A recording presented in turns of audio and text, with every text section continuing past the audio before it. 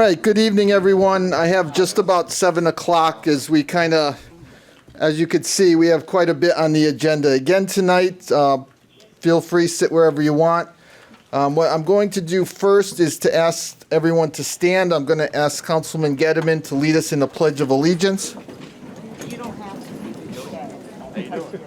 You can stay. Pledge allegiance to the flag of the United States of America and to the republic for which it stands, one nation, under God, indivisible, with liberty and justice for all. All right. We do have a minor change on the agenda. Councilman Gettleman.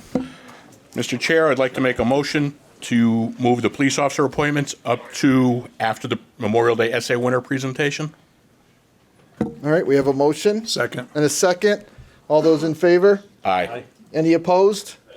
Motion carries. At this point, our first presentation, we have a couple of our Memorial Day essay winners with us, I believe, tonight. I am going to look to Mr. Dave Dudak, the organizer for this essay contest. Do you want to use the microphone? I know you can yell. You're a good yeller. I know that, but hit the button on the bottom, please.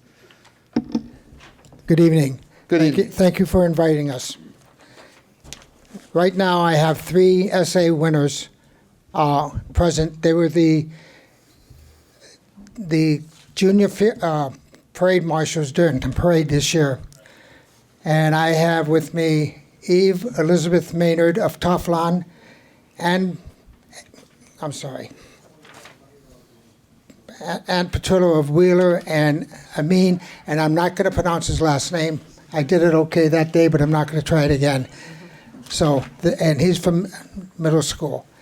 So I will ask Eve Elizabeth to come up and read her essay. All right.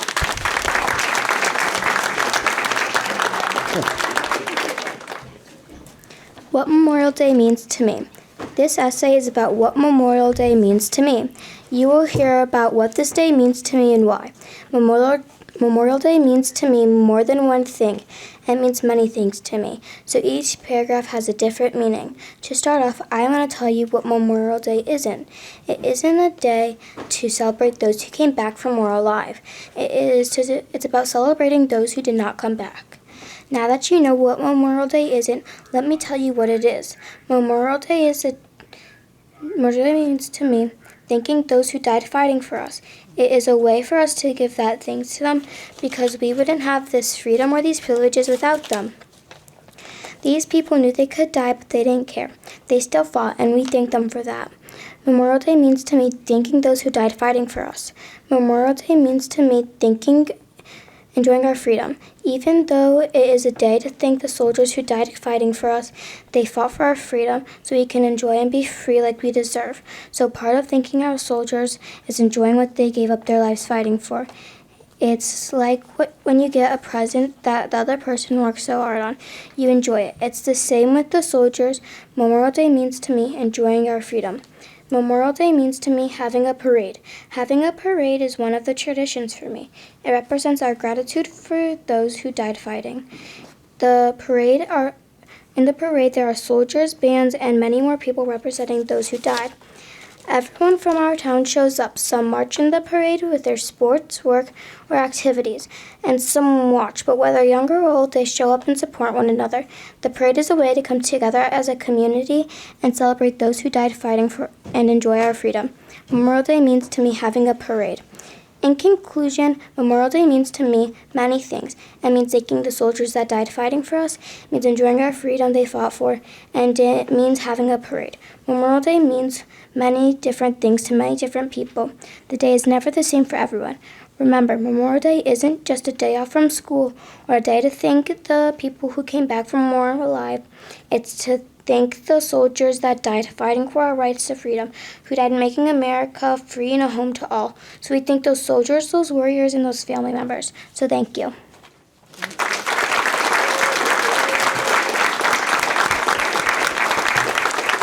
Good job. And a good job just plowing Just- through the lights going out as well. Just a brief note, the Memorial Day Parade Committee runs this contest every year within the school system. And each school votes on their essays, and they become the junior parade marshals, plus they get to read their essays at the ceremony after the parade. And of course, the first meeting here in June. Well, it's the second meeting this year. But next person is Anna Patillo from Wheeler.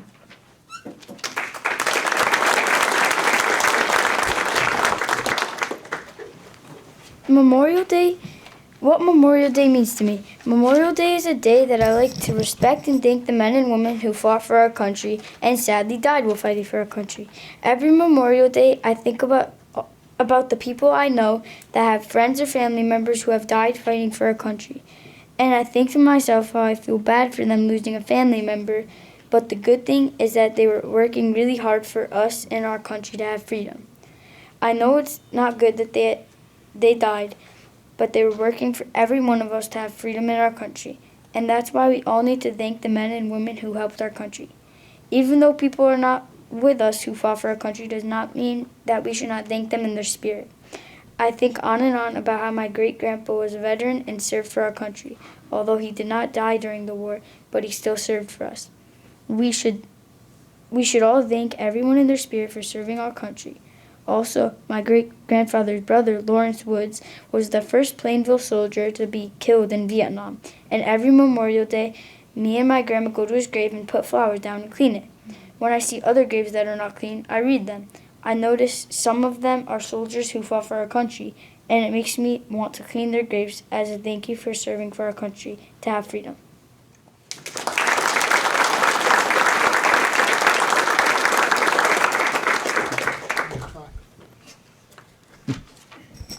Next is Amin. Anna Hammerall. Close? Yeah. Close, from the middle school.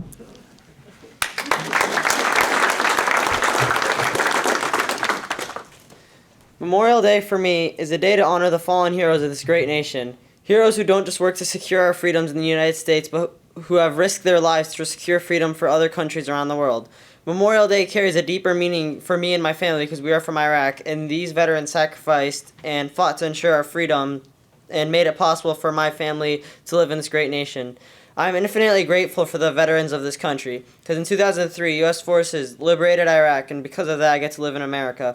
Imagine living in a country where political instability and corruption took away the basic freedoms that we have here in America. No freedom of speech, no freedom of religion, and corruption with limited government control are the conditions in which my family endured living in Iraq. It's hard for me to imagine how difficult my life would be if those veterans didn't lay down their lives for this country in Iraq. One thing I know for sure is my life would not have been as easy. I'm not just grateful for the liberation in 2003, but also U.S. troops staying and keeping the peace in the country.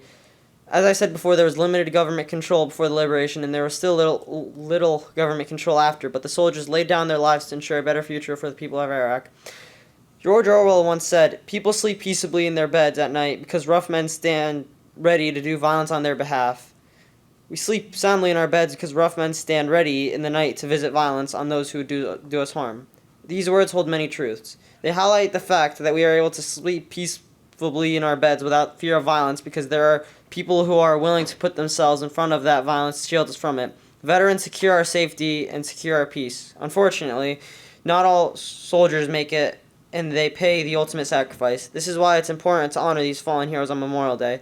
This essay is not only to say what Memorial Day means to me, but also an essay to highlight the sacrifice of veterans that fought for our rights and freedoms, but were never able to grow old.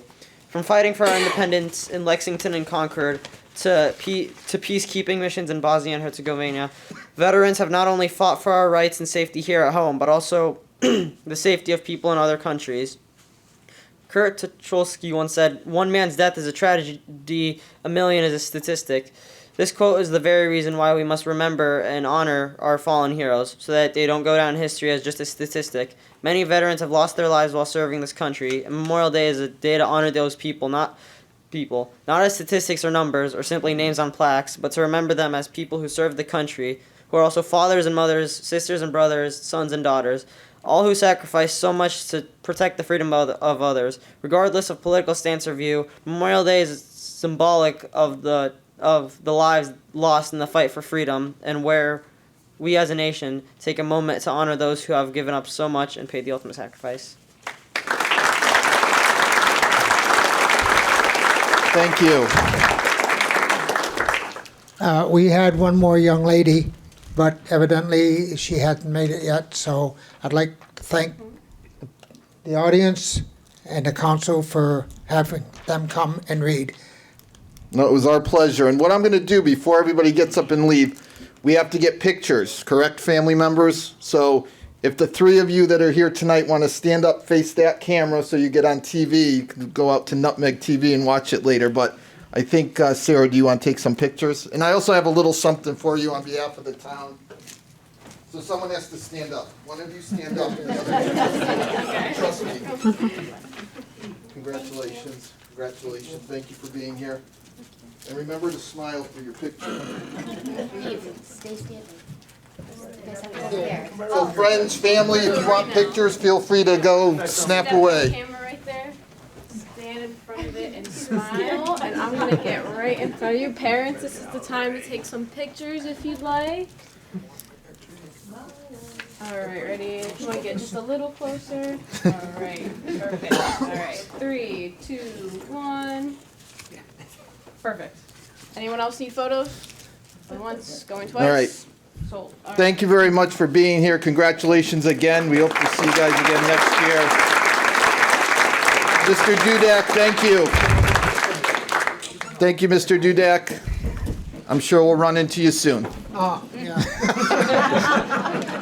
I'm telling you, that's not the first person to do that to me today, believe it or not. It won't be the last. We still got 5 hours left. All right, so at this point in the meeting, we did move up the appointment. We have 2 officers that we're looking to appoint this evening, and I am going to look to the chief if he wants to come up and give us some background information and kind of kick us off with this. Thank you so much, Chairman Wazorko, Vice Chair Moranti, Town Manager Wallace, and Assistant Town Manager Sirioli. Thank you so much. This is indeed a special occasion for the Plainville Police Department. It's rare that we have 2 appointees at the exact same time. This also represents the first time in recent memory that the strength of the Plainville Police Department is being increased, beyond its normal capacity. So I want to thank you guys for your support. I want to thank the public, of course, the town of Plainville, for supporting the police department so that we can help keep the civilians safe and have a great environment for everybody. So thank you guys so much. We're here to appoint and swear in 2 new officers to the Plainville Police Department. The first is Jared Cabrilla. A little bit about Jared. Jared was born in New Britain, graduated from Terryville High School. He attended college at Plymouth State University in New Hampshire and Tunxus Community College. He received an associate's degree in criminal justice, and he also, during that time, completed an internship with the Plainville Police Department. He attended CCSU, earned a bachelor's degree in management. His recent employment was excellent. He was a fraud analyst, a fraud investigator, and a fraud risk manager for a healthcare company, and most recently a large bank. His education, his experience, his skills, his ties to Plainville, and of course his character, I believe, will make him a fine addition to the Plainville Police Department. I respectfully request that Jared Cabrilla be appointed as a Plainville police officer with an effective hire date of Tuesday, June 17th, 2025. Next, we have Camille Kaminsky. This is officer position number 41, as I stated. Camille was born in New Britain. Camille graduated from Berlin High School. After high school, he moved to Poland, where he played professional soccer for about 4 years. Upon returning to the United States, he received a bachelor's degree in physical education from Central Connecticut State University. He worked previously as a long-term substitute PE teacher for the Plainville school system, as well as other school systems. He was most recently employed as a soccer coach at a number of schools, academies, colleges, including Quinnipiac University and Central Connecticut State University. He speaks Polish, which I believe will make him an asset to our very diverse population here in Plainville. And again, his character and just his general sense of how he is impressed me, and I believe he's also going to make a great addition to our police department.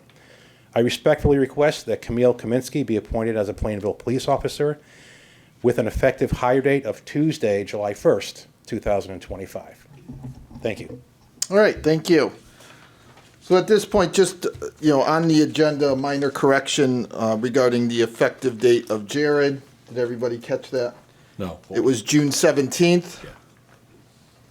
Yes. Yeah, That's correct? that's what I have. Yeah. Okay. Yeah. So at this point, does someone care to make a motion? Mr. Chair, Councilman Gettleman. I'd like to make a motion to appoint Jared Cabrilla to the position of police officer effective June 17th, 2025, and as a condition of continued employment, he must successfully complete all aspects of the basic police officer training program at the Connecticut Police Academy and the Plainville Police Department Field Training Program. Second. All right, motion and a second. Any other comments or questions? All those in favor? Aye. Any opposed? Motion carries. Congratulations.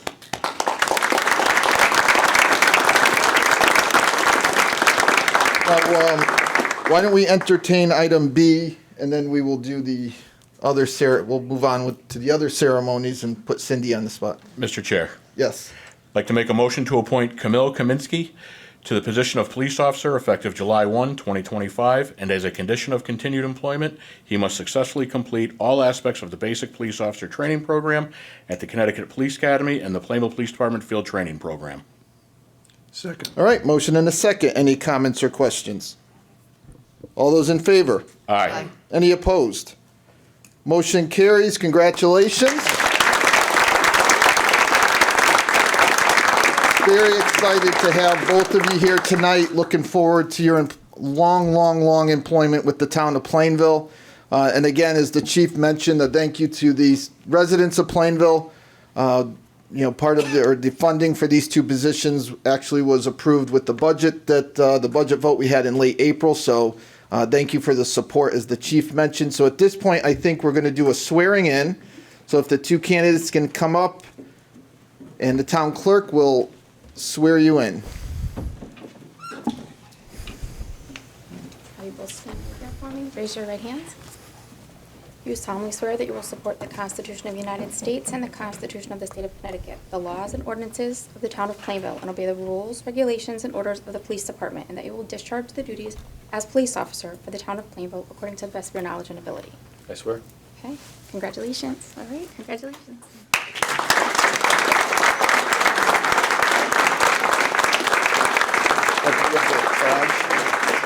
All right, now, you guys aren't done yet. One more thing. We do have badges for you tonight, correct? Yes, so call Jared up first, and he can have someone pin him, and then we'll have Camille second. Don't forget to give him a chance to talk after. Yeah. Anyway, as long as the camera can see. As long as I can see the picture.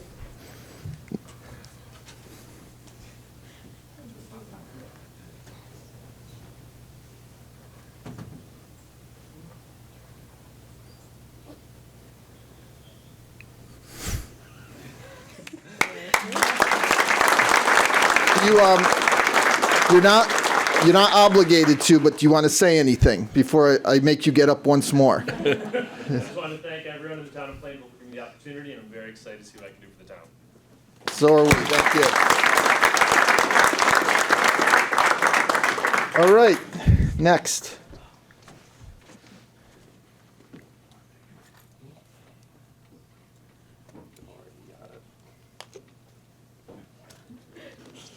Take your time. We're not in any kind of rush. Don't worry.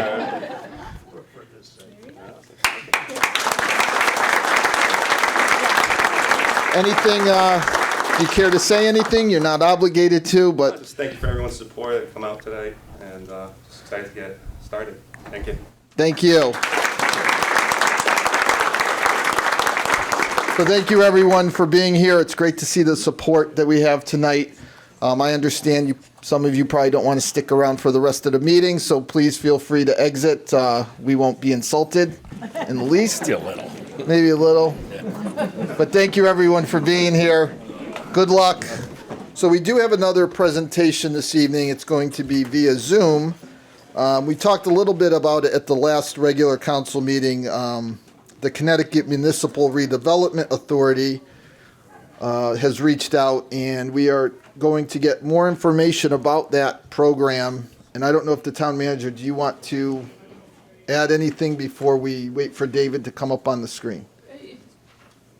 Thank you, Mr. Chairman. Yeah, this is an opportunity to really look at everything that might be available through the state when we talk about economic development. And in this case, it's what you'll hear from David is a particular program tied to both transportation and housing. And so looking at downtowns like ours that have that connection and eligibility to provide a program for developers accessing funds. So again, I think it's a potentially a good program, and again, that's for the council to evaluate and decide whether or not it's worth our participation. But I believe what I hope to be the catalyst for Main Street in terms of the White Oak will spur an even higher level of development among other developers likely to come in, and a certain synergy that I think can be leveraged from that activity. So that's what I hope David can sort of color in for us this evening and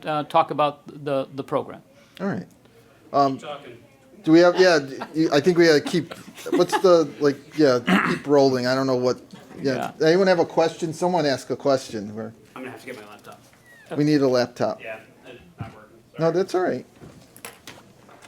Do we want to wait, or should we get through the public hearings before we? It shouldn't be a minute, but. All right, so everyone, please talk amongst yourselves. What kind of topic? Let's heat wave. Go ahead. All right, so thank you. Little short intermission. What we're going to do is Andy's going to keep working on getting in touch with David. In the meantime, I think what we'll do is move to item number 2, the public hearing. We do have several public hearings this evening, and I'll ask the town clerk to read the call to the public hearings, please. Well, here, do you need a copy? I got one. It's because you had to give me your copy.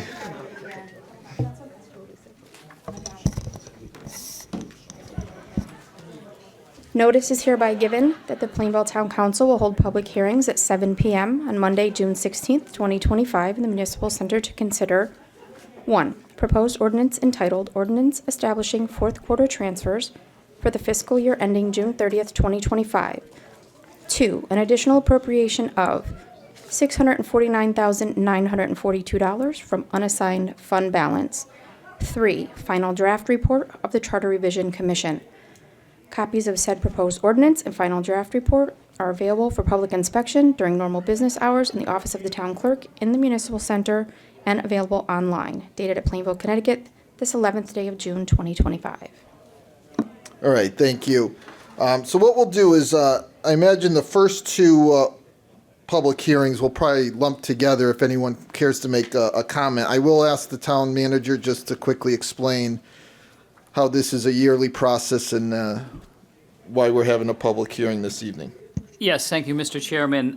Per the Charter, Section 7 of Chapter 7 of the Charter of the Town of Plainville, funds shall be and hereby transferred from their original budgetary appropriation as follows, and found in your budget, the page and/or document titled 2-1 for the fiscal transfers from these accounts on the top to the transfer to the accounts below. It is $1,732,312. $1,732,312. And those are outlined in your packet.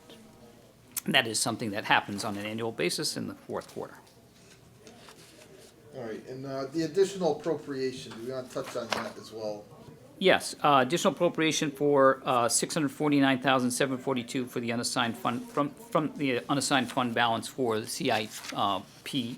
And I'll call on Rob Uden, our director, who is here this evening as well, to answer any questions on either item 1 or 2 as part of the public hearing. Okay. All All right, thank you. So at this point, regarding the ordinance establishing fourth quarter transfers or the additional appropriation, if anyone wishes to make a comment under public hearing, please step forward to the podium, give your name and address. Is there anyone that wishes to address either of those two public hearings this evening? Yes.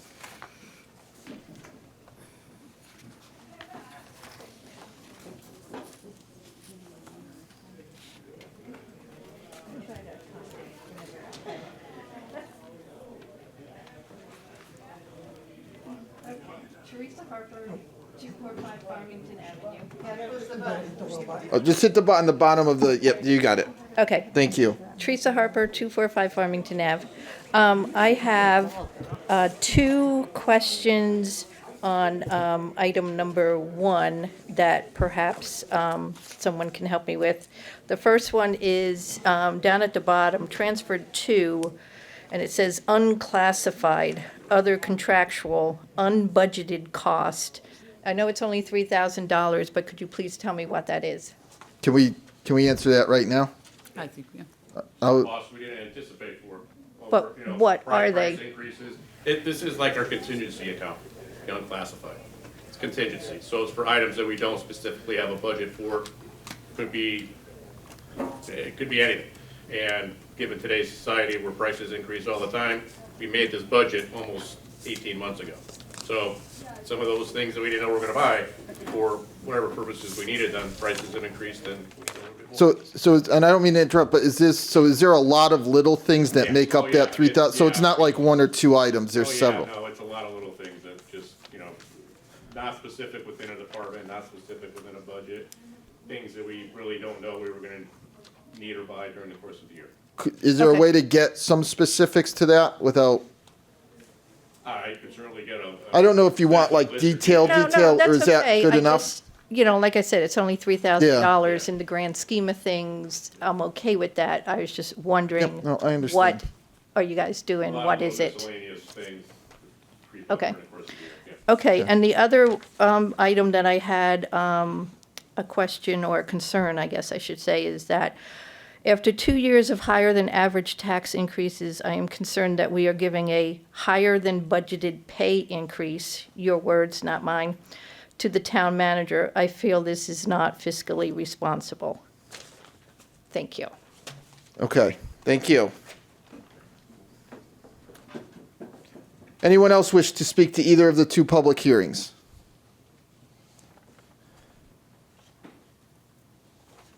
All right, seeing no one, what we'll do now is move to the third public hearing regarding the final draft report of the Charter Revision Commission. Is there anyone that wishes to speak?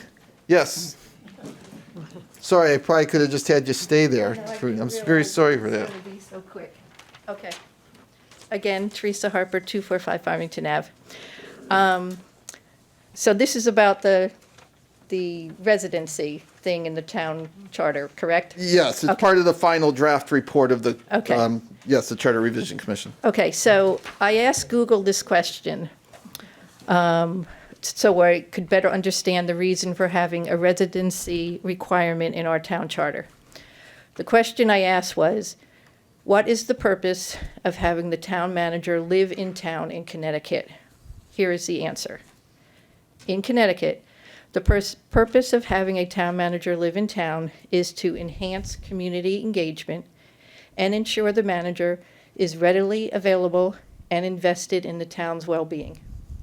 Living in town fosters a stronger connection between the manager and residents, allowing for better understanding of local issues and needs. Living in town allows the town manager to participate more fully in community events, interact with residents in informal settings, and build stronger relationships with various stakeholders. Being local makes the town manager more accessible to residents and increases the likelihood of timely responses to community concerns. Residency can be seen as a sign of the manager's commitment to the town and its future, fostering trust and confidence among residents. Living in town provides the manager with first-hand experience and understanding of the town's unique characteristics, challenges, and opportunities. These are probably some of the reasons why the residency requirement was put in the town charter in the first place, and why we should continue to keep it in the charter today. I have lived in Plainville over 40 years, and I do not recall even one of the past town managers who did not live in town until now. I would like to know if the town council thinks this revision is good for the town long-term. Shouldn't the town council and the town manager both be looking out for what's best for the town and not what is best for one person? When the town manager signed his contract with the town, did the contract say anything about following the town charter? If so, then being required to live in town should not be a surprise. What is a little surprising is why the town council has not enforced this article of the town charter. When the town manager lives in town, it sends a positive message to the citizens of Plainville. In closing, I would say, instead of changing the rules, you should comply with the rules. Don't change the charter. Thank you. All right, thank you. Anyone else wish to speak to the public hearing? Mr. Kislik.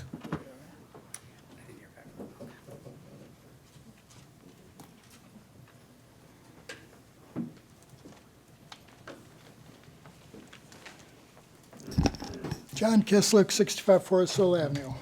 I couldn't have said it better. That's perfect reasons why town manager should live in town. So you're done? That's it? No? No. You got more to say? I'm just You kidding. know me better than that. Go ahead. In fact, one other thing, your summer schedule doesn't meet mine, so if I don't show up, don't think I went away, because I'll be back. Yeah. The other I thing, wouldn't I'm think that completely anyway. opposed to this change in the charter. I mean, the way it's written up too, the manager shall be reasonably available. Well, whose opinion is reasonably? I mean, this is really, really wrong. And I believe we shouldn't even be here discussing a charter change. A year and 7 months ago, the people voted on this question. We had a 30% voter turnout. We had 3,696 people voted, and we had 3,113 voted on that question, and 59% said no, 1,838 people. And like Teresa said, you're not listening to the people. A majority rules. This council has been lax. You know, the town manager's been here now for 3 years. He signed a contract 3 years yesterday. And he has not he has not moved to Plainville. And that's wrong. And the town manager should live in Plainville. He has to experience everything the town taxpayers are paying. He's bringing home a salary and benefits over $200,000 a year, and he's not contributing any tax money to this town. That's wrong. And this has been in effect since 1959, 66 years, and this is the first town manager has not lived here. I'm asking this town council, don't even have this question on the ballot. Just drop it, have your meeting, and do what you have to do. Do what you legally are supposed to do with this. You know what I'm talking about. And I'm going to have more to say on this on the next section for public comments on this subject. Thank you. All right, thank you. Anyone else wish to address the council on the third public hearing tonight? Yes, Ms. Charette.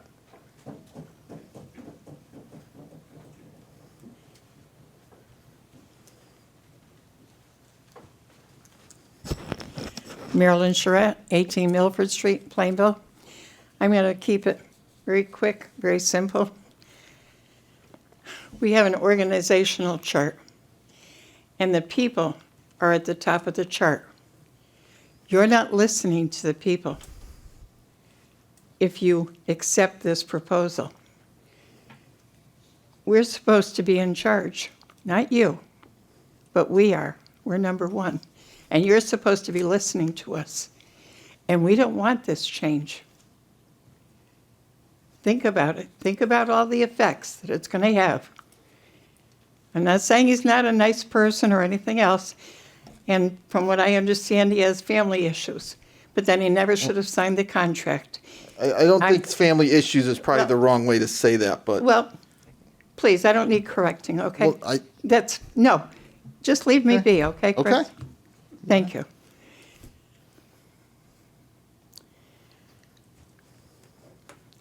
I respectfully request that you put this on the table and forget about it and give us back our respect and our wishes to have a town manager that lives in this town.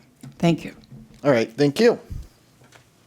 Anyone else? I think Mr. Frangos. Take your time.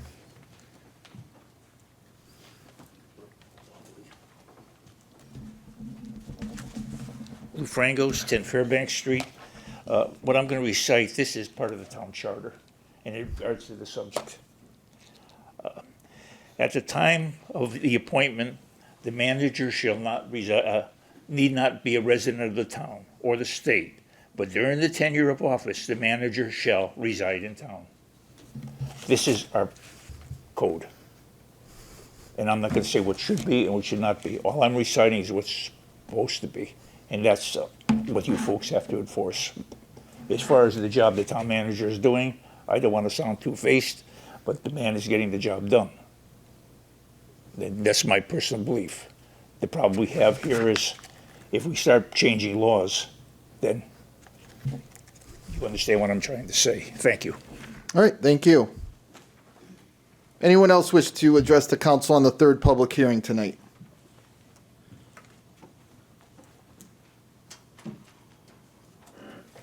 All right, seeing Mr. no Chairman, one? If I may, Yeah. under this, just to correct the record, and I appreciate your effort, I do not have family issues. I have a family. I have a family dynamic that I'm dealing with and taking care of my elderly mother. And that, it just creates some issues, and I think members of this audience have asked me about, looking at homes, and the market is just horrendous, so there are certain things that I'm looking for and cannot find. And I'll leave it at that. Okay. But I have no family issues. I have a family that I'm living with. Thank you. Okay. All right, so we'll move on to item 3, minutes of the previous meeting. Mr. Chairman, Councilwoman Tompkins. motion to approve the minutes from June 2nd, 2025, regular meeting. Second. Motion and a second. Any comments, questions, or changes? All those in favor? Aye. Any opposed? Motion carries. Item 4, announcements and reports. Mr. Chair. Councilwoman Moranti. Yeah, no, all three groups met last week, the groups to whom I'm the liaison. I'll be quick with this. Library Board of Trustees, just a couple of highlights. They're continuing plans for the new teen space that will be in the lower level, getting ready for summer reading, and they are really excited about updating the website as part of the townwide efforts to update the website. And the board's was very pleased with the referendum results with the new HVAC and the replacement roof for the library. Conservation Commission, the turtle beds at Tomaso Nature Park have been refreshed. The signs are up, so people are aware of them, and they'll be taken care of. And there's lots of eggs, so we're expecting in about 3 weeks more turtles, so that should be good. Paderewski, also there are signs up there that really address, the conservation of wildlife and the natural resources there, and hopefully that will be effective. And that commission elected new officers. The new chairperson is Randall Paz, who's replacing Marge Burris, who of course has resigned and is retiring. I'll use that expression, although it's a volunteer position after many years of service. And Committee on Aging, it was Sean Cohen's last meeting of the Committee on Aging, so it was sort of kind of a sentimental thing. And there will be a celebration for Sean and her 50 years of service on July 30th in the afternoon at the Senior Center. They're continuing to work on reforming the newsletter, which will have a totally new look for town, which will be great, and continuing work on the cafe. And hopefully that will be reopened in the fall. And that's it. All right, thank you. Anyone else with an announcement or report? Mr. Chairman, Yes, Councilwoman Tompkins. I am the liaison for planning and zoning up in the Hopper. Right now, we have Russell Speeders and Chipotle and the Doro Market, possibly all in the same parking lot. So pretty exciting times coming. Thank you. Excellent, thank you. Anyone else with the announcement or report? Just real quick, some of us got to attend the high school graduation last Friday night. Thankfully, the weather was about as nice as it's been lately on a Friday or Saturday, so we all stayed dry, but it was wonderful to welcome the 152 now graduates of Plainville High School as alumni, and we had a great night, and Councilman Getterman did a good job carrying the weight for the council. Thank you. With all my whereases. Yeah, there you go. But anyone else with any other announcement or report? Nope. All right, we will go now to appointments and resignations. Mr. Chairman, We took care of number one. Number two, Councilman Underwood. motion to accept with regret the resignation of Mark DiPuccio from the Aviation Commission. Second. Motion and a second. Any comments or questions? All those in favor? Aye. Any opposed? Motion carries. Item 3. Mr. Chair, Councilwoman Moranti. motion to appoint Patricia Pitkin, 135 Redstone Hill, to the Committee on Aging for the term ending August 1st, 2025. Second. Motion and a second. Any comments or questions? All those in favor? Aye. Any opposed? Motion carries. Any other appointments or resignations that aren't already on the agenda? All right, we can move past the Board of Education liaison and move to item 7, report of the town attorney. Good evening. Good evening, Mr. Chairman. I have nothing to report this evening. I think I have gone over most of the things that we're working on now in the past. I don't need to keep repeating myself. Thank you. All right, any comments or questions for the town attorney? All right, now we're up to item 8, report of the town manager. Good evening again. Good evening. Thank you, Mr. Chairman. You have a bit of a list. We do indeed, with a few of those items transferring to new business later on in our agenda. Those most notably are the purchasing items, but I'll lead off with item number 1, which is something I wanted to talk about with respect to the review and outline of public hearings. And obviously, we had this evening and 3 items. It had come up in a previous meeting, and this is just response to the request from a resident to provide more details and items listed for public hearing. And so we've worked internally for a 6-step internal process for providing more transparency and explanation. 3 public hearing items listed for tonight's meeting were published on the town's website on Thursday, June 12th for summary. So it's evolving. We're continuing to work in that direction. I think it was a great suggestion. We brought that in-house. We're taking a look at it, trying to be as transparent as we possibly can and providing as much information. Because, again, I use the example of the Neighborhood Assistance Act that just might not be familiar with anyone at all except for the council and staff. And if there's an opportunity for somebody to learn something, to be educated, and to have, maybe they have questions that they come and they're engaging with the council, I think that's better for all of us. So that is a work in progress, and we'll continue to put those notifications out there. Item 2, Camp Street sidewalk discussion. I also wanted to talk about this one based on the hearing. Brought out a number of residents and also comments on the placement of the sidewalk along Bradley Street, which was internal thanks to the town engineer realizing that Corbin and Camp near the cemetery were not going to be a safe alternative. So Bradley Street seems to be the consensus, and to proceed along the south side of the street. So I'm suggesting that the council convey our recommendation on this alignment back to Connecticut DOT for consideration.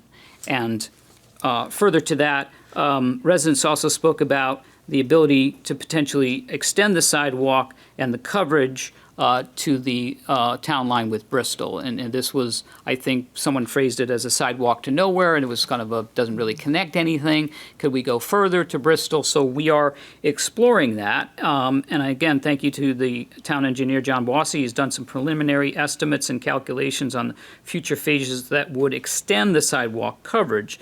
However, we're going to need more analysis, and I will continue to work with Mr. Bossy and staff to determine whether or not it's feasible to extend sidewalks along Camp Street and continue as far as Northwest Drive. The early calculations would be clearly $500,000 or more, and again, it's just very early in the process.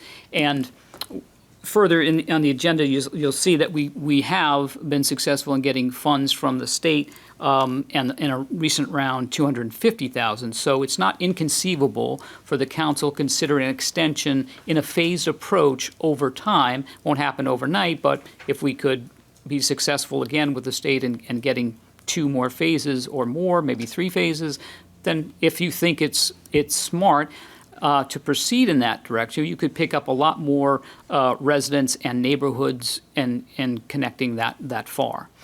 So it's food for thought. But again, there is an item under new business to send the recommendation back to Connecticut DOT on the preferred location of sidewalks along the south side of Bradley Street.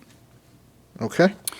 Item number 3, again, our first purchasing is about the Building and Grounds truck. The Building and Grounds Department received a quote from Gingras Ford LLC for a total of $67,938.10 for a new 2025 Ford F-250 4x4 utility with the specifications as required by the town.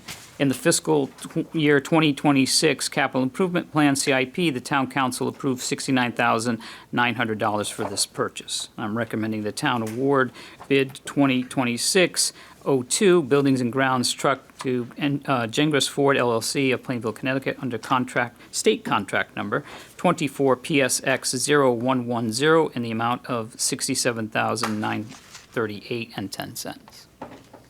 There is an item under new business to award bid number 2602 to Gingras Ford LLC to Plainville under the state contract just mentioned. So that is an item further on in the agenda under new business.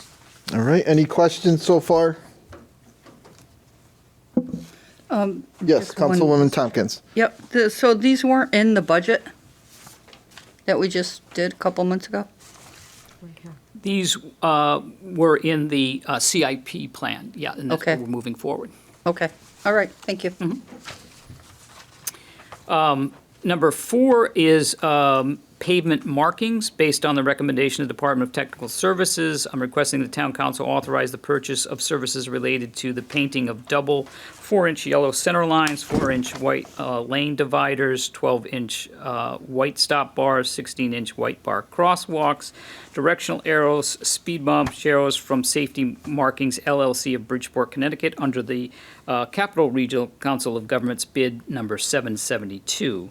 The total cost of such a combination of items shall not exceed $30,000. The funds shall be appropriated from the 2026 appropriated capital account, and the work could be initiated after July 1st. So there's an item under new business to award bid 2026-03E to Safety Markings LLC of Bridgeport, Connecticut under the COG bid number 772, not to exceed $30,000. All right. Any questions with the pavement markings? All right. Next. Item number 5 is for the Water Pollution Control Authority, 2 trucks as part of their fiscal year 2026 capital improvement plan for the Water Pollution Control Department. The town council allocated $100,000 for the purchase of 2 new 4-wheel drive trucks, 250/2500 series equipped with plows. Water Pollution Control has obtained a quote from Gingras Ford LLC totaling $106,006.40 for 2 2025 Ford F-50, Ford F-250 4x4 trucks built to the town's required specification. Each truck is quoted at $53,003.20. And there's an item under new business to award bid 2026-04 to Gengris Ford LLC for two 2025 Ford F-250 trucks totaling $106,640. All right, any questions? All right, next. Item number 6 is Board of Education security enhancements. The Board of Education is looking to make security improvements across the Plainville Community School system. The total project cost across all facilities is $88,156. This project is funded through the State of Connecticut's School Security Competitive Grant Program, the SSCGP.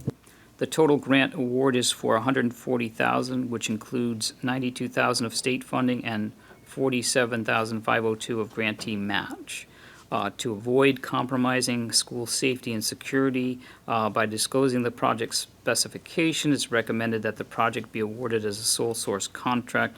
This is the method. This method is permitted under the town code, Section 106-8, when it serves the best interest of the town. So there's an item under new business to award the bid 2026-05 BOE security enhancements to Millard Enterprises of Rocky Hill, Connecticut as a sole source in the amount of $88,156. And I think this isn't, with respect to school security, I think it's a standard procedure practice that we do not go into detail publicly about what those enhancements are. Anyone with any questions or comments yet? All right, forgot what number. What are we up to, 7 now? To 7, yep. The mower and mulch kit. The Building and Grounds Department is requesting a Hustler Super 104-inch zero-turn mower with a mulch kit for $28,217.10. It's quote number 148762 from Goff Equipment Services, Inc. of Litchfield, Connecticut, as the basis for the bid. There's an item under new business to award bid 2026-06 to Goff Equipment Services, Inc. of Litchfield, Connecticut, in the amount of $28,217.10 after July 1st, 2025. And the mower mulch kit are fully funded through the approved fiscal year 26 CIP plan.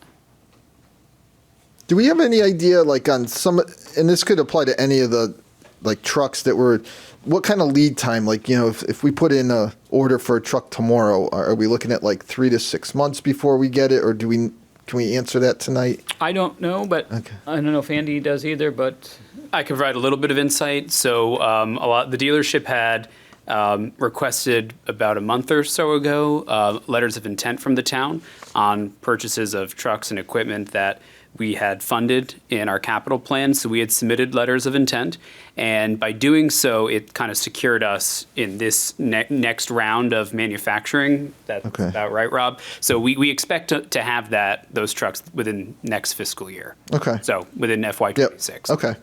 All right, thank you. Moving on to item 8 is the Urban Act funding that I mentioned with respect to Camp Street. In this case, Plainville Sidewalk Restoration Project. The state of Connecticut has approved a bond allocation of $250,000 for local sidewalk restoration in Plainville. The state requires a resolution from the governing body before it can process and release bond funds. The application and resolution will be processed through the Department of Economic Community Development. And there's an item under new business to approve the resolution to submit to DECD regarding the $250,000 for sidewalk restoration. Okay, any questions? Okay, All right, moving next. to item number 9, the Municipal Center Digital Sign Guidelines. So obviously the municipal digital sign is up and operational, and the town of Plainville offers community organizations the opportunity to promote public events on the town's official digital sign platform. To ensure consistency, clarity, and accessibility, the town has developed guidelines.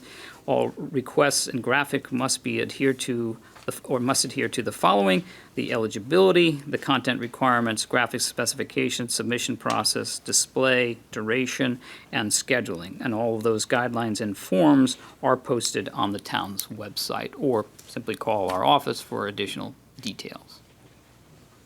All right, any questions on the guidelines for the digital sign? Okay. That brings us to the financial dashboard, and this is, the numbers are through May 31st. Happy to report that everything looks fine and nothing out of the ordinary. Looking at the first page, as I always begin with the expenditures, right in line with the two-year average. Spent through May 31st, $61,128,370. That represents 84.92%, just slightly above the two-year average of 84.41. So nothing out of the ordinary with respect to the expenditures. It breaks down the general government. As you see, the percentage spent is right in line with the two-year average, just slightly above 1% above at 89.06 over the two-year average of 88.06. And the Board of Education, I'm sorry, that was on the general government side. On the Board of Education side, much of the same. Percentage spent, 82.47, which is just slightly above the two-year average at 82.21. So, just running right in line with what we would expect. And I hope I have this in order. You have the, I might have put this out of order. Is this the next one you got? Okay, great. The police dispatch and overtime, as I'd mentioned earlier in earlier months' reports, still running over with respect to dispatch. Budgeted at 20,000 and actual 56, so they're running a variance of 36,202, largely due to the fact that they have a vacancy in there, and so the overtime was has piled up on that sense. But with respect to the regular overtime, police overtime still running under. So they have a negative balance of 63,543 at this point. Roadways also has a negative, as does building and grounds. And in roadways, there's a lot with respect to the snow overtime, which is the bulk of it, at 18,000. That happens when we have these long duration ice storms and not just the piling up of snow in terms of 8 or 10 inches and it's plowable and you're done. The ice storms and durations of the ice storms have a way of exacerbating the budget situation with respect to overtime. And if it falls on a holiday or weekend, that also further erodes the budget with respect to the overtime. And it's always the wild card. I mean, snow is something we can do models and you can try and predict, but it's a 5-year kind of forecast. You're never really going to get it. There's so many different wild swings that can happen in any given year. So that and building and grounds, also with, I think under budget, I think we've got to take a look at that. I mean, obviously some of it had to do with the adjustment in terms of the balloon festival, but a lot going on there as well. Over to solid waste, same trend. The tonnage for solid waste is increasing, and the recycling side decreasing. So we're over. We collected through May 31st, 5,410 tons. Two-year average is 5,330. So we're over by 80 tons there. But on the recycling side, we collected 883, and the two-year average is 966. So we're under by 83 tons. So I just think it's the nature of the beast of what's happening in recycling and solid waste. On to our revenue side, again, right in line. We've collected $71,150,909. Percentage received 98%, 98.84%, which is slightly above the two-year average of 98.15. On the current tax revenue of $54,577,141. That's percentage received 100.39% over the two-year average of 100.25. And I think probably most importantly on the general fund unassigned fund balance, you see the numbers there, the unaudited of 11,284,929 represents a 15.68%. With the appropriation we were discussing at 649,942, will bring us down to 10,634,987, which is 14.64%. And I'll remind the council that I believe the policy from a ratings agency and a town policy to keep between 12 and 14%. So we're running out there. I don't think, I think if we ever got to a 12%, that might be something that council would look at. But again, it's not, wildly high that you need to look at it either way. It's 14.64 and it's right at your policy. So running right in line, which is good news. It's a healthy fund balance. On to special revenue funds. Recreation Fund Department, again, saw a larger increase for the May registrations. I won't go into the detail there, but I'm just trying to shorten down my report here a little bit. But everything is running in line there. It will likely have some additional conversations with the timing and the program levels, because I'd really like to dive into that a little bit more and do a further or deeper dive in terms of the analysis of revenues and in terms of our programs. Robertson Airport, a little bit of a lag with state grants, and I know Rob will be booking the June federal funds coming in, but there's a lot of activity happening there, and they're doing just fine. Water pollution control and library also doing fine, and for both of them, a lot has to do with the gains or losses on the interest and for their investment funds. So again, nothing out of the ordinary with either one of them. So nothing that would, make me think that there's anything alarming. It's right in line with what we would expect. On the major projects, happy to report that Honor Heights sewer project is moving along. That we had done the loan program as well, so payments are coming in, and again, so there's two parts to it, the loan program and the assessments, and again, the second payment for the assessment will be going out in July, due in August, and so those payments are coming in.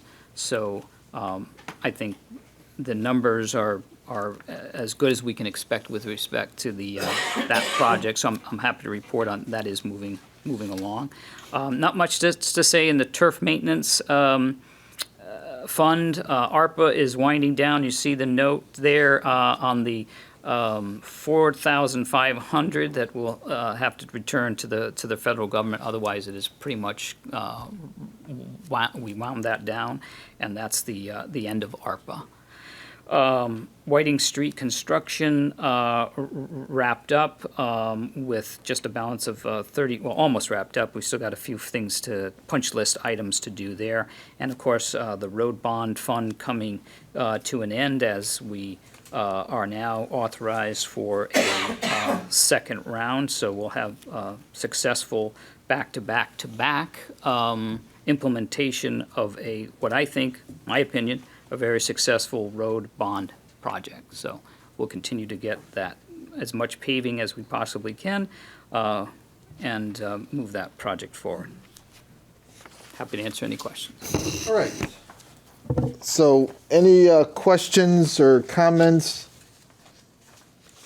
I have a couple if no one else has any. Just could I just get a list or forward to the council a list of what projects were funded through ARPA? Now that we've kind of, I did have someone reach out to me asking, and going through my, I was talking to Councilman Hurley before the meeting, going through my paperwork. I actually didn't find it, so if you could just forward that to me when you get a chance. Also with the Farmington Ave is being repaved as we speak. And I know we had a concern about the sidewalks, I believe from was it the YMCA North?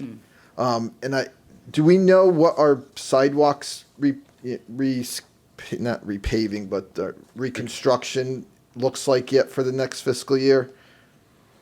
Well, I'd have to defer to John if he has that. I don't know if he has that file, but I don't have it at the top of my head. And that's fine. If you have to get back to me, that's fine. I just, Do that. We can send out seeing a that they're memo to the repaving Farmington Ave, I don't know where that particular stretch fits with the bigger plan, but it was just something I know we talked about it a few meetings ago, and I just wanted to follow up and see if that's something we can consider as we move forward. And Mr. Frangos, you picked a great meeting to be here. Just real quick, the Wheeler project. I understand potentially there's light at the end of the tunnel with getting our last payment. Is that true? Once I put it in, yeah. Okay. I know. Christmas in June. Who knew, right? Well, Okay. I will say it has to be audited first. The request has to go in, then the audit has to happen, so it's not. But like there's it's been gonna happen. movement. There's movement. It's moving, yeah, I'm Okay. finally getting to get to do it. Okay, thank you.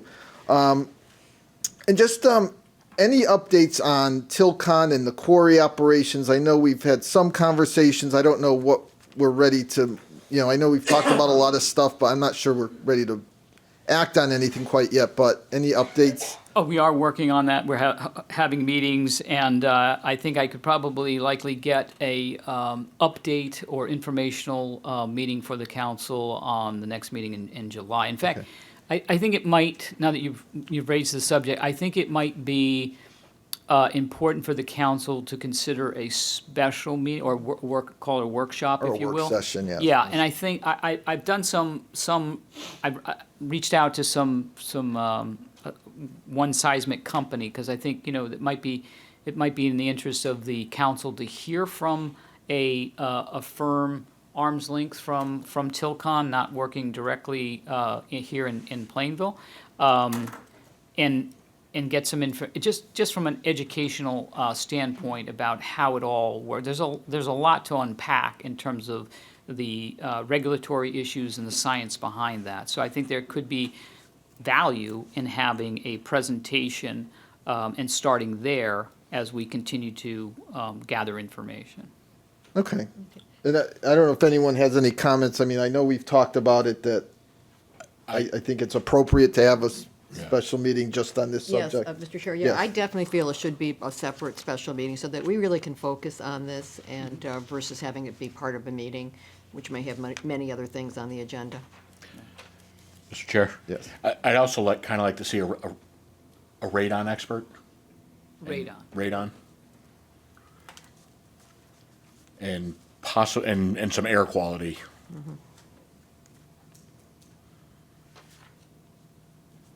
Okay. Okay.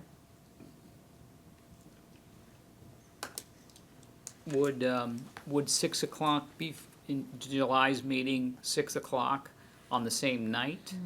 Workshop, or I'd prefer a rather do it at a separate? different night. Yeah, I mean, we'll confer with the rest of the council. I mean, to me, it probably needs more than an hour, and Yeah. probably we would be more beneficial, I think, if it was its own separate night. That's my personal opinion. Yeah. Okay. And I know we're in the summer, but we could find a night, I'm sure, that we can make it work. Yeah, no, I feel strongly that it really should be a separate meeting.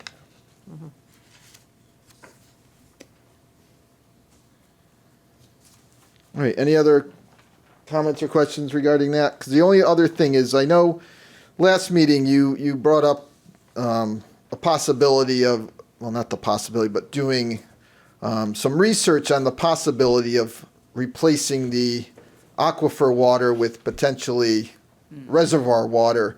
And I know there was a grant application process through the SIF grant that we didn't make that deadline 2 weeks ago, I think, but just an update, our plan is to potentially try to get into the fall deadline.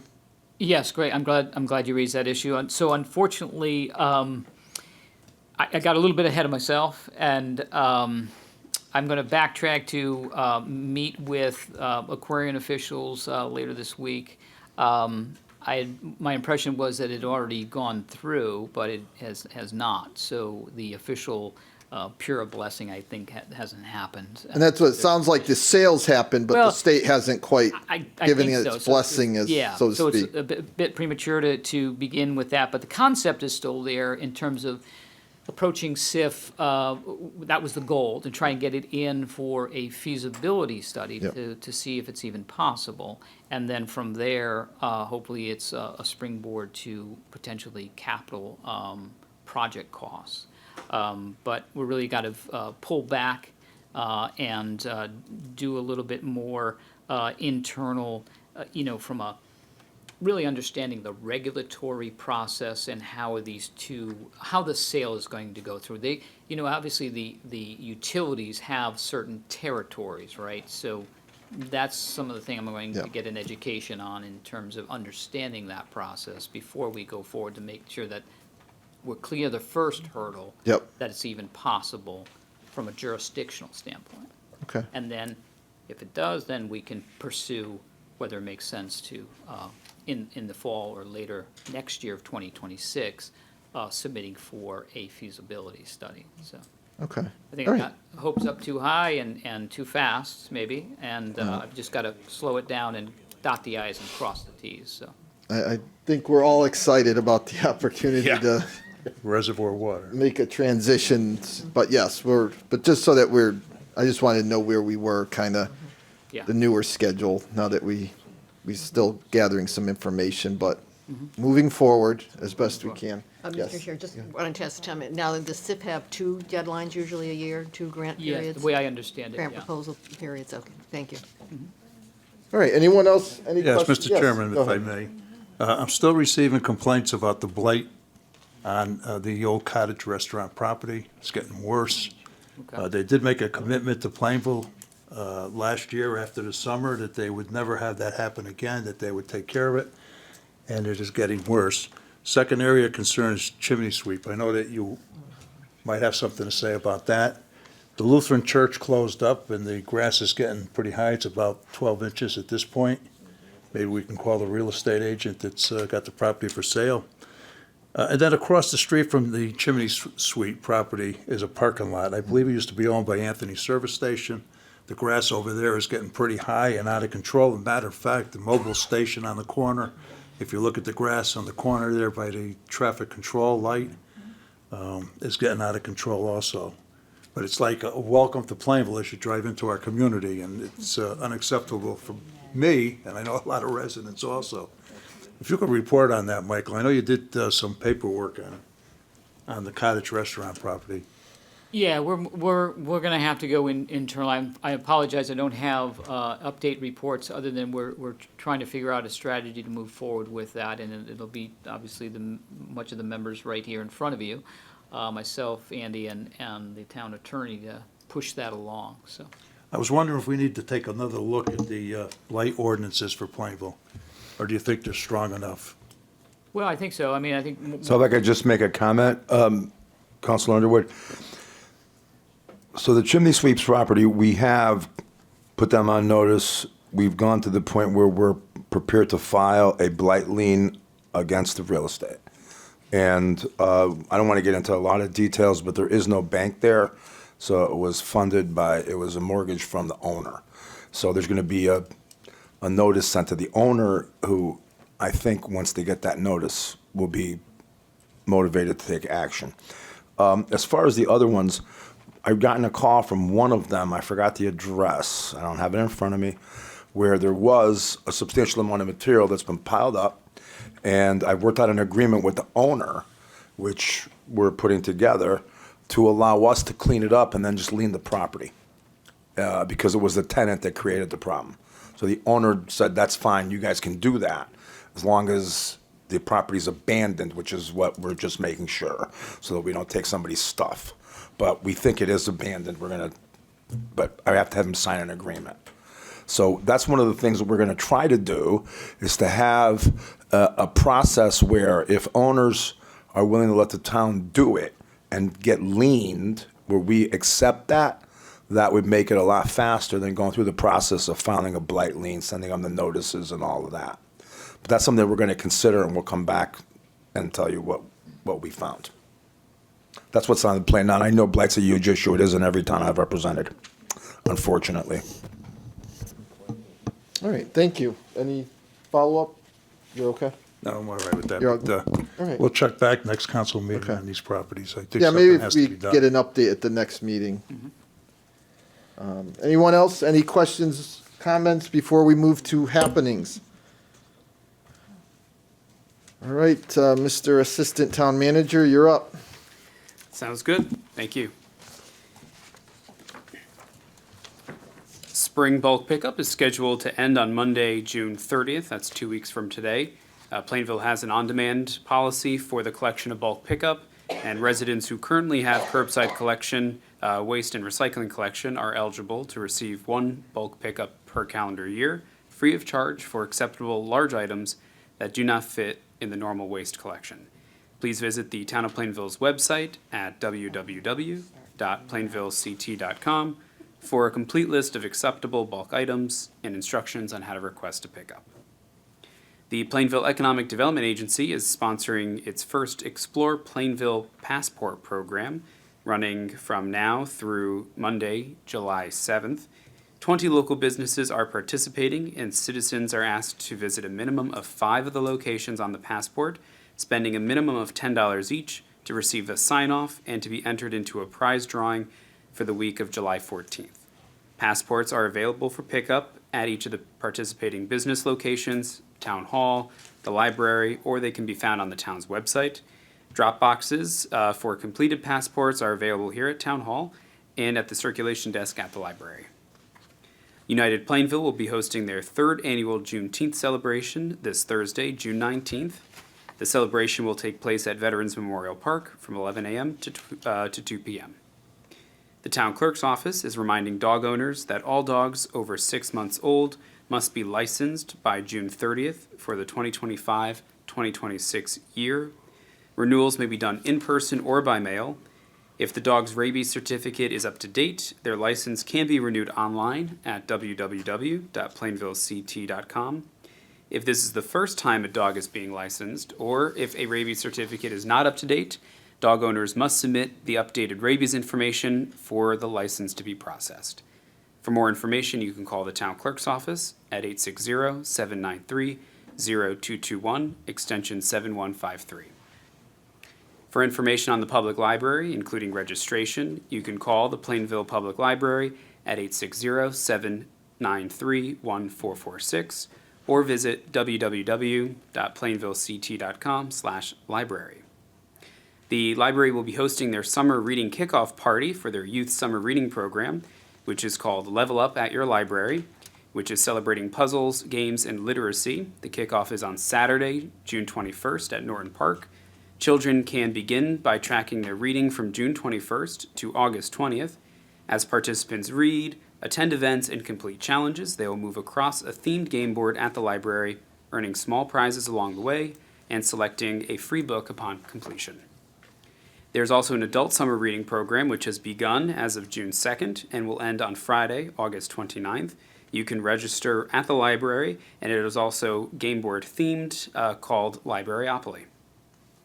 And finally, from the Senior Center, and for all programs from the Senior Center, you can call them at 860-747-5728. All programs are free and open to the public unless otherwise indicated.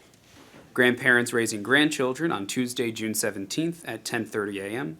It's an opportunity to share resources, ideas, struggles, joys, and more with your fellow grandparents who are raising grandchildren. And Dr. Wendy Hurwitz is going to be joining the Senior Center on Tuesday, June 24th at 11 a.m. An opportunity to learn about how to reduce stress and boost your vitality with practical, science-based tips. And you can discover why people respond differently to different stresses. And you could leave with techniques to manage your stress anytime, anywhere. And that's all I have today. All right, thank you. Any other questions before we move on? Is there a way just... We're good? Is there a way to put happenings like online somewhere?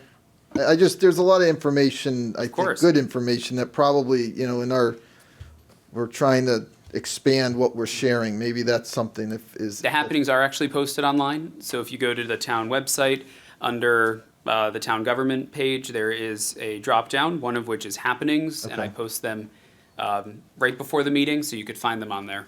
All right, and maybe just PDF. then a reminder that that's where you can find them for Yeah, those, on all our social media pages that we have. All right, so we are finished with the report of the town manager. We can move to item 9, public comments. At this point in the meeting, anyone who wishes to address the council may do so.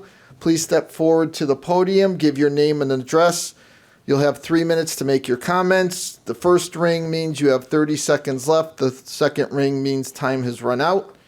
Is there anyone that wishes to address the council this evening? John, I know you said you were coming back. You want to be first?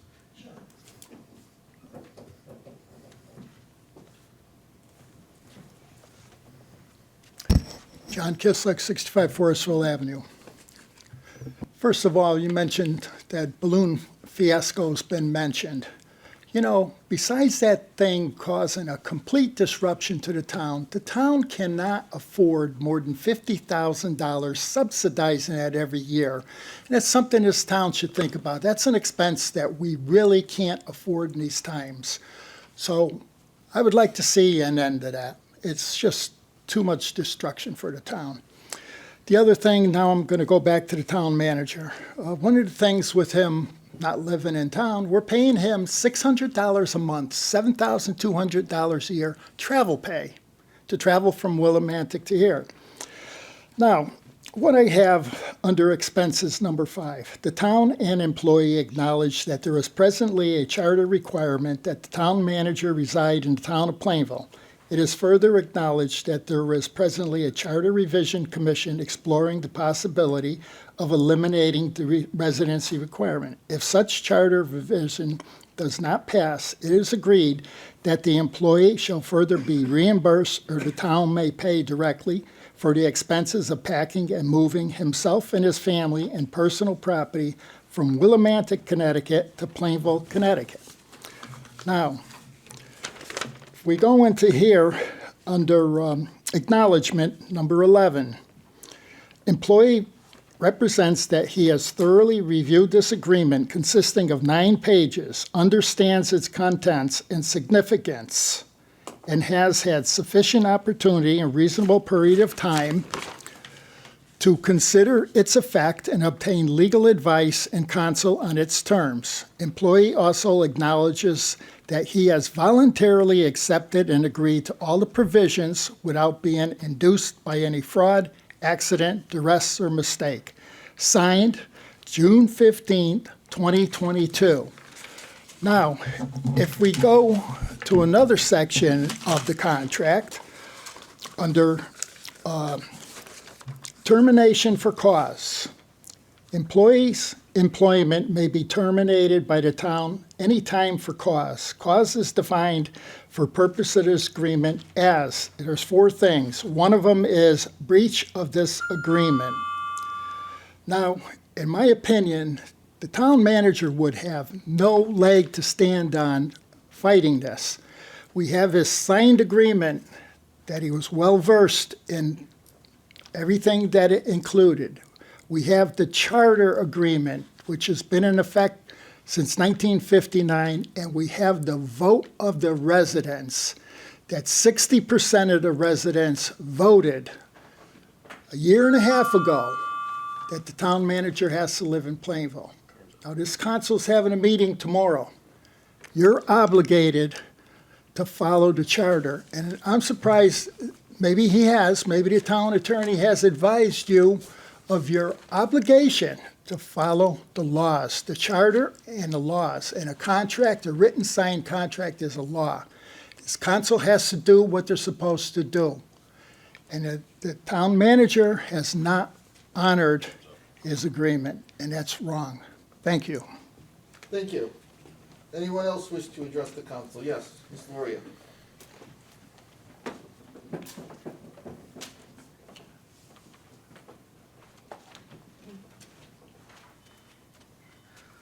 Roberta Loria, 18 Perrin Road.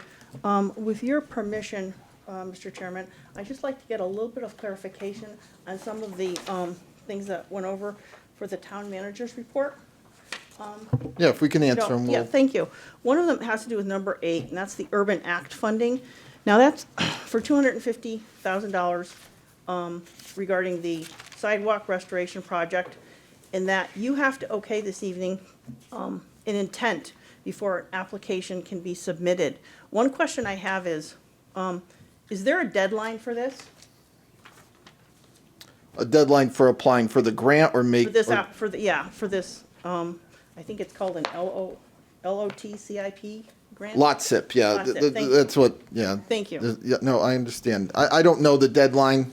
Has anybody read this grant to understand what our requirements are, our limitations are, and what consequences are if we're not following this specifically? Short answer, yes. We receive Lot SIP money every year. Mhm. So this is something we do on an annual basis. Okay. I don't know if, Yeah, you're correct. It's an annual program we do, and this particular. through the state. Okay. Right. And this is a little bit different because it's funding coming through a bond authorization secured by Representative Cooley in the. I'm sorry? I think because there's the Urban Act, but then there's also the Camp Street Corbin Ave rehabilitation. Yeah, that's where I'm getting I'm just trying to there's- understand. Like separate the two. There's two different. There's two separate. Oh, go Two ahead. different funding issues. Yeah, so the first one on Camp Street is a lots of problem. It's funded as a state DOT project. The other sidewalk project is through the bond commission that came through the state legislature. So this one that's being, for number 3, under new business, that you will be asked to vote on this evening, which one is it, please? That's not. That's Lot SIP. Lot SIP, yeah. So that's the 250,000 that's done through the state. Other way around. That's the DOT. DOT is the Camp Street. And it's not 250, it's whatever Yeah. it was. 2.1 or just about 2 million, John? Yeah. Yeah. That one, the Camp Street's about $2 million, give or take. Is that correct, John? Okay. I would suggest, because you're still trying to figure out things you've tabled at this point, the Farmington Canal Heritage Trail, this is going to be part of that with this DOT. I would suggest you do the same thing with this until you truly understand what needs to be done, because this has the potential of tying your hands and putting yourselves in a corner toward the people you so most want to protect, that you tabled this to begin with, because you're waiting for more information. It only seems fair that you do the same thing with this, because no one seems to have a true understanding, because there's been talk that part of this, because it's with the DOT, has to do with the trail. They're adding information on the trail on this. This is what was discussed at the last meeting. So if I'm not understanding it, that's fine. That's why I'm here, to ask those, to try to understand better. But if that is part of it, and if the old business is not clear yet, it doesn't make sense to yet okay this either. I understand the importance of the Camp Street Corbin Avenue. I've lived in Plainville since the ripe old age of 5. And as an individual that went to Taflon since 5, I know the routes. And, I'm showing my age because there was no real Northwest Drive. We were going there and how you go around. So I think that needs to have serious consideration to say no this evening, for the simple fact that this has the potential of tying your hands regarding old business, unless you truly understand what's going on with that. And if you really are trying to protect the people and asking for more information from the DOT, this is a perfect time. My second question has to do with the $4,500 in ARPA funds. You had talked about $3,000 earlier being used for miscellaneous things. Can't some of that money be used for this? So we're giving the federal government a little less? Well, short answer, no. Mhm.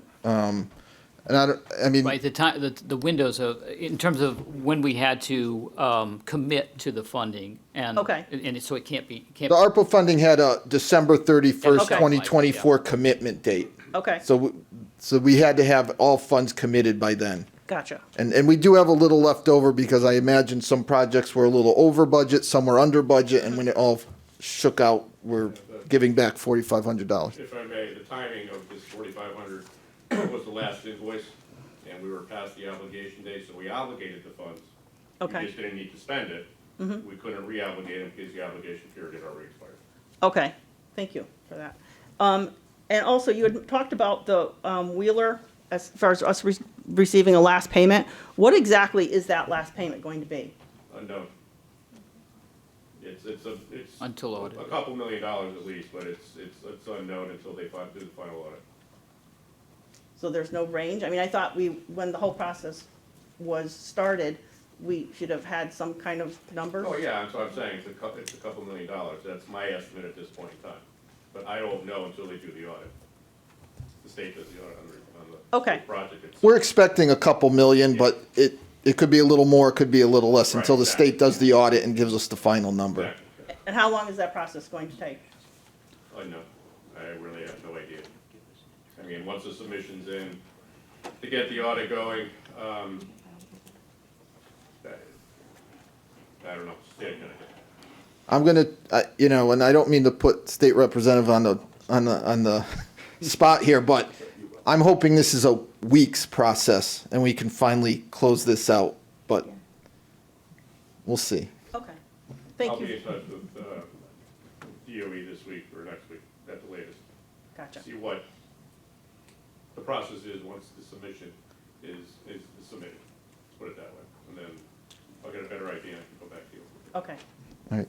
I apologize for the time. No, we Thank you. did some talking, that's all right.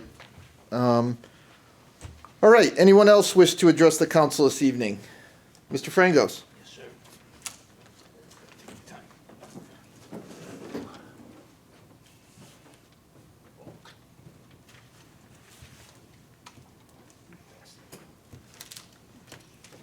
Mr. Attorney?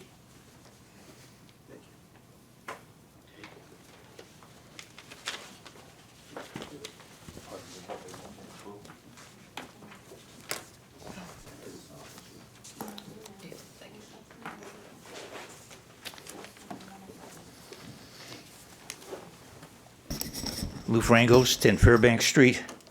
The reason I'm bringing this up is, as you can see, this is the employment agreement with the town.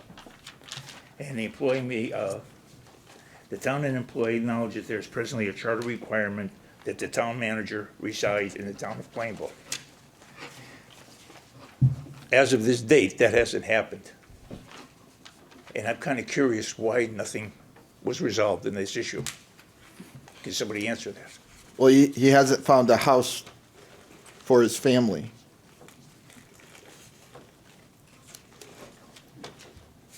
Okay, a little slow.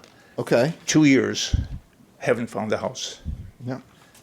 Term may end in another 2 months, and he won't need a house. Who knows? Well, no, and that's... I find this very confusing. I'll drop it there. Okay. Right, okay. Now here is the town charter. This is part 2. At the time of the appointment, the manager not need be a resident of the town or state, but during the tenure in office, the manager shall reside in the town. Why wasn't that enforced by the town council? Well, I'm not sure how you make someone buy a house. Let me just say, no, this is 2 years now. Remember, I 2 can years. only speak for the last, as far as this council, I can only speak for the last, 18 months. I could, if you want to talk about the previous council, we could, we have a few of us that are still on here. But, with the agreement that we signed, this, I believe it was a second amendment, and I'll look to the town attorney to correct me if I'm saying something incorrect, but. Yeah, we had a second amended agreement that laid out a very, as much as we could make it specific, a test to determine whether or not the manager had engaged in good faith efforts to relocate. And the reason that we entered into that second agreement was our opinion, as in town attorney's opinion, that trying to enforce the contract, given the specific charter language and the language of the particular contract that we had, that there would be legal obstacles. And it was our opinion that the best way in order to enforce that was to have the manager enter into that amended agreement, which has, so the council, and as of October 1st, will be able to make a determination as to whether or not he's made a good faith effort to move. Even if he can't move because of the market, if he hasn't made a good faith effort, that's cause to terminate the agreement, regardless of the market. That's the way we wrote it. And the manager signed that agreement. So that's where we are now. The other prior contract, the charter, we've amended it. That has been changed. And the reason for that was to have more certainty as to how we would be able to go forward and what the town's legal rights would be. That's my legal opinion. I think that given the prior contract, I know I've said this before and I'll say it again, given the prior contract and the language of the charter with the residency requirement and the fact that we would have to arbitrate it according to the terms of the employment agreement, and I thought that that would be not a favorable forum for us to be in an arbitration. But given all of that, we have to give him a notice. He has to try to comply. If he doesn't, then we could try to terminate it. We could try to claim it was cause. And if we're in the process and he were to move by getting an apartment at some low rate, then that whole process would have been moot, because he would have satisfied the condition by moving here during his tenure. He's still the town manager. If we're not able to go through a process and terminate before he can move, then he's satisfied it. And we're going to lose. In my opinion, I've only been a lawyer for 43 years, but maybe other people who didn't go to law school might know more than me, perhaps. I don't think so. That was my opinion. It was the opinion that I gave, and it's the opinion that I stand by. And so we can look at this stuff and we can argue it. It's not going to change my mind. That's the legal answer. Follow up. No, in concluding, I brought this up just as, I wanted to specify this issue. But to the gentleman's point here, times the way they are, the size of this city, I think that requirement that must be a resident of the town of Plainville should be eliminated. The best quality candidate for the job. I think I think maybe it was nice for 1944, all right, but these are different times. All right, and that's my personal issue. I think we should be looking at a broader issue, because these people are qualified to do town manager jobs, not just Plainville. So just my suggestion only. Thank you. All right. Thank you. Anyone else wish to address the council tonight? Yes, Ms. Charette.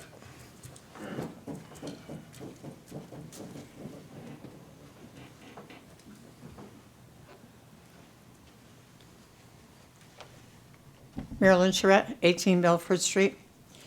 We've been good friends for a long time, Lou, but I disagree. But that's part of being a citizen and having the right to be able to speak my mind. I just believe that you need a vested interest in the town, and you need to pay taxes here.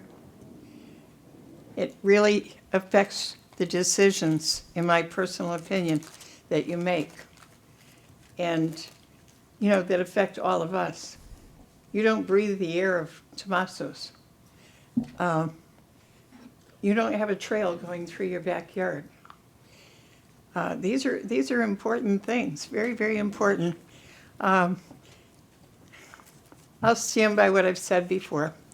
On the note of the trail, I had asked you previously if you were inviting the people that are designing this trail back to council chambers so we can talk to them, so that the people can talk to them. Yeah, and I'll take, if you don't mind me taking a few seconds, one of the things, other discussions of interest, have we heard, the state was supposed to be coming back at some point to talk to us about phase 3 and what we talked about over the winter.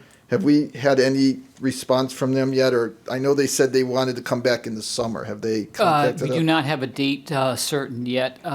We have tried, we have inquired, and we're waiting for them. They're still going through their process. We're waiting for a date. We do not have that yet. And, but my understanding was it was going to be in the form of a public informational meeting. Now, if the council would like or request a separate meeting, maybe for the 18th in preparation of a public meeting that may come in August or September, then we can certainly reach out to do that and try to get them on the meeting agenda for the July meeting. I mean, my understanding was they were going to come back and have a public informational meeting or whatever we're going to call it, where we invite the neighborhood, invite anyone, any resident, quite honestly, can attend. But just, I know they said that over the summer, as soon as, obviously, as soon as you hear anything, I'm sure we'll know. But that's something that there is an expectation on our side that they're coming back to talk to the neighborhood and the residents who have questions. I'm sorry to take up some of your time, but go ahead and continue. No. I just want to know if it's going to happen and when it's going to happen, and before they continue proceeding, so that we can express any concerns that we might have. And My understanding that's is, the yes, reason you will for have that bringing it up. opportunity to express your questions or opinion to them. Okay. That's our And, expectation. and we'll have enough notice. Yeah, we'll do our best to, I mean, It's not going to be just a one for the council and these. No, it was It'll stated pretty be for clearly the back in the winter that a back and forth type of meeting where they, residents or anyone who's there can ask questions and get answers directly from them and not just sit in the audience and listen. Okay, thank you very much. All right, thank you. All right, anyone else wish to address the council? All right, seeing no one, we will close public comments. And if I can find the right page, we'll move, actually, we talked about, because under old business, I did want to ask if the state had reached out to us, so we took care of that. We are to item 11, new business. We have several motions this evening. Anyone want to take number 1? Mr. Chairman, Councilman Underwood. motion to adopt an ordinance entitled Ordinance Establishing Fourth Quarter Transfer for the Fiscal Year ending June 30th, 2025. Second. All right, a motion and a second. Any comments or questions? All those in favor? Aye. Any opposed? Motion carries. Item number 2. Mr. Chairman, Councilwoman Tompkins. motion to appropriate $649,942 for capital improvement projects from general fund unassigned fund balance account number 0100 000 32 110 0000 with $253,742 to interfund transfer out account number 0100 840 55511 0000 and $396,200 to interfund transfer out account number 0100 840 55512 0000. Second. All right, we have a motion and a second. Any comments or questions? All those in favor? Aye. Any opposed?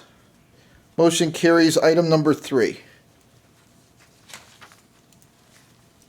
Mr. Chairman, Councilman Underwood. motion to authorize the town manager to notify the Department of Transportation of the town's recommendation for sidewalks on the south side of Bradley Street in connection with project LOT CIP 109-0005 Camp Street, Corbin Avenue Rehabilitation Project. Motion and a second. Any comments or questions?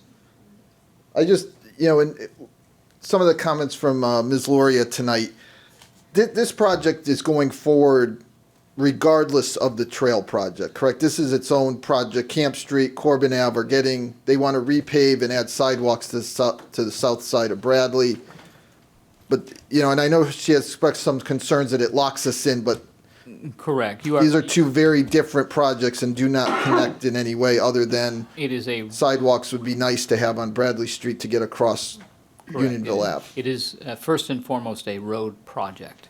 with, I believe John had indicated, explained the last meeting, the state's desire to do complete streets with, sidewalks and trail systems, so that they understand on the drawing board is potential trail, and they're adding sidewalks when they can to their road projects. So, as you put it, it's a road project, and can certainly, if they were never ever a trail, they'd still do this project and they'd still put in sidewalks.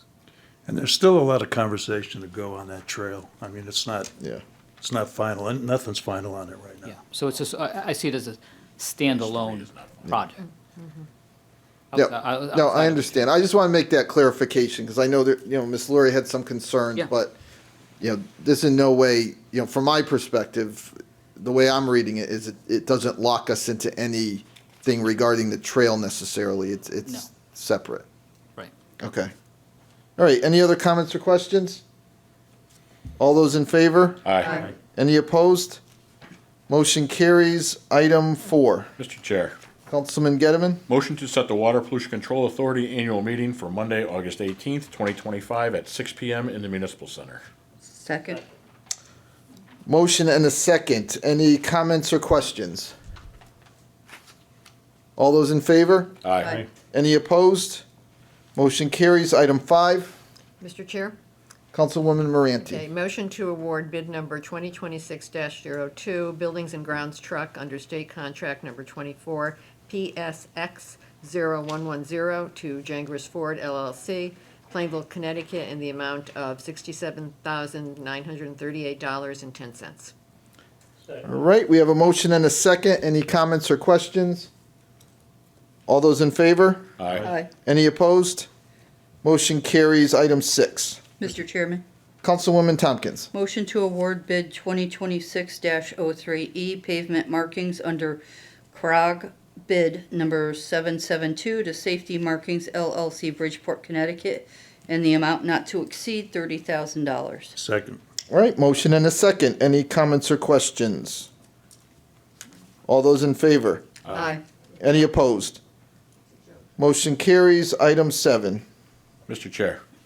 Councilman Gettleman. Motion to award bid number 2026-04 two WPC trucks under state contract number 24 PSX 0110 to Jangris Ford LLC, Plainville, Connecticut, in the amount of $106,006.40.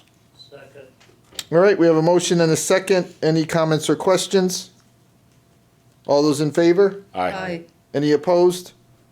Motion carries. Item 8. Mr. Chairman, Councilwoman Tompkins. motion to waive the bid process and award bid 2026-05 BOE Security Enhancements to Millard Enterprises, Rocky Hill, Connecticut, in the amount of $88,156. Second. We have a motion and a second. Any comments or questions? All those in favor? Aye. Any opposed? Motion carries. Item number 9. Mr. Chair. Councilman Gettleman. Motion to award bid number 2026-06 mower with mulch kit under Sourcewell bid number 112624-HTE to Goff's Equipment Service Incorporated, Litchfield, Connecticut, in the amount of $28,217.10. Second. All right, we have a motion and a second. Any comments or questions? All those in favor? Aye. Any opposed? Motion carries. Item 10. Mr. Chairman, Councilman Underwood. motion to adopt the resolution regarding Urban Act funding for Plainville Sidewalk Restoration Project. Second. All right, we have a motion and a second. And this is the $250,000 that was secured in the last legislative session. And we're just getting the proper paperwork in to get that money. Okay. All those in favor? Aye. Any opposed? Motion carries. Item 11. Mr. Chairman, Councilwoman Tompkins. motion to approve the tax refunds is listed on the addendum. Second. Motion and a second. Any comments or questions? All those in favor? Aye. Any opposed? Motion carries. We can move now to other discussions of interest. We do have State Representative Martinez here tonight, who I think is going to give us an update on some of the things that have happened at the state the last couple weeks, seeing that they are now completed their session. Hello. Yes, I do want to give you guys some updates. We are just ending session last week. The governor is still signing bills, and I'll be happy to meet with the council or come back at the next council meeting to give updates on specific bills, and I will also be doing updates throughout the summer throughout town. But I did want to highlight some areas of importance. I'm thrilled to announce that the space waiver for the middle school project, the space waiver was for 12,000 square feet of the middle school that was not going to be reimbursable. The town had applied for that space waiver, and I know I submitted it on January 8th with Senator Martin, and I am thrilled to say it was approved. So that's $2.7 million that's added into the total package of $40.4 million for reimbursement. And as soon as I heard about the space waiver, I said, oh, let's go back and check on Wheeler, because I knew that was going to be the first question, and I was asked it just here tonight. So I am glad the paperwork is all squared away, and I will be more than happy to try to move the state along. But so far, the clock hasn't started ticking with them yet. They haven't received the information. But as soon as they do, I will be happy to follow up and make sure that we're getting that reimbursement timely. I'm going off of memory, so that could be dangerous, but I do believe, because we've been hearing about this for a while, I believe it's 1.4 million. Okay. That is the amount, but I can double check on that. We also were awarded the STEEP grant. Absolutely wonderful grant application. Andy, thank you so much for all of your work on that. It was a great job. So it's $672,000 for reconstruction and enhancements to Norton Park for the basketball and tennis courts. And just thank you to the town council and town manager and assistant town manager for getting that grant in. It's great to be able to bring that back to the town. Also, the budget is waiting for the governor to be signed, but once that's signed, the budget shows an increase for Plainville funding. From last year to from this year to next year, the increase is $835,000. There's also included in that $835,000 is extra money that will be going to the Board of Ed for special education. It's $127,000 both years of the biennium on top of the $127,000 they'll receive this year for special education. And the $250,000 of sidewalks that Fraser Cooley had secured for the town last year. I do know that the town does have that paperwork at this time, and if any assistance is needed going forward or to check out anything, more than happy to do that too. The SIF grant, as soon as you guys are ready in the fall, I did follow up with Pura to see when I believe it was called the Pura Blessing would happen, and I believe that's tentatively scheduled to happen in November. It's a statutory process. So I believe they were in public hearing phase, and then they have to wait so many days to move on to the next phase. And Tilcon, I did want to give a little update on Tilcon as well. I have heard a lot from constituents regarding the project, so I have reached out to the Office of Legislative Research, and they are going to put together a pretty comprehensive report, and it will be published for whether the town wants to review it or P&Z, but it's really going to do a few things. It's about 60 questions that I submitted, but the first part and the part that I asked to have the fastest has to do with just breaking apart all of the different local, state, and federal entities, because when you're looking just at the quarry, you're looking at there's DEEP involved, and DEEP's involved with an umbrella of 5 category agencies under DEEP, and then there's ESP, and there's the state fire marshal and the local fire marshal, and DPH and the local health director. There's all of these different people that are contributing information. So I asked for a breakdown of the local, the state, and the federal level and what each agency is responsible for. I asked for the permitting process. I asked for tests that would be complete. I asked for other states what they have done, if they've strengthened legislation regarding some of the constituents' concerns that I've been hearing a lot about, such as aquifer safety and air quality, the silica dust, the noise, blasting regs, protected species. So as soon as I get that report, I will definitely give it over to the town manager.